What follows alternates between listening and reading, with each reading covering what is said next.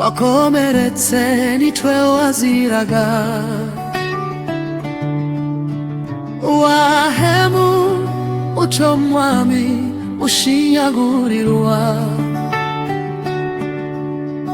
kera utaraza mw'isi wari ufite ubwiza, dore uko bagushize muri abo bambuzi. Mwami wakomeretse nitwe waziraga,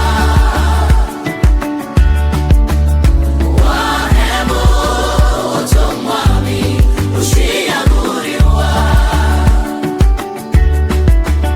kera utaraza mw'isi wari ufite ubwiza, dore uko bagushize muri abo bambuzi.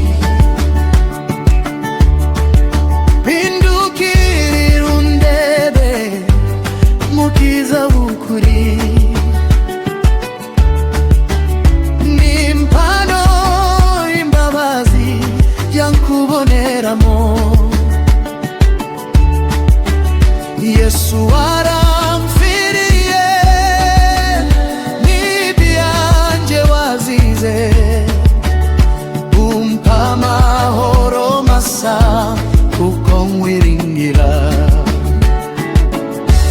Kandi imipfire yawe niyo yankijije, intera kugushima kuko wakose. Imbabazi ni zawe mucunguzi wanje, naho urupfu rwantera ntakyankunkuramo. Nome ipfa ryanje Yesu uzambe bugufi,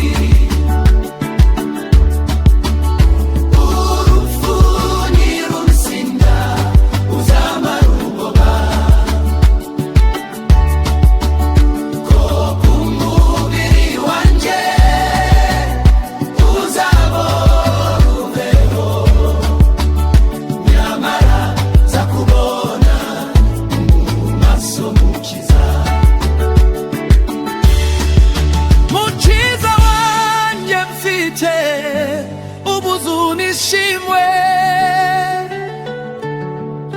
ngo ndebe inkovu zawe wagize ku bwanjye. Umbe kunesha rero kuko wanesheje, hahira uzapfa apfira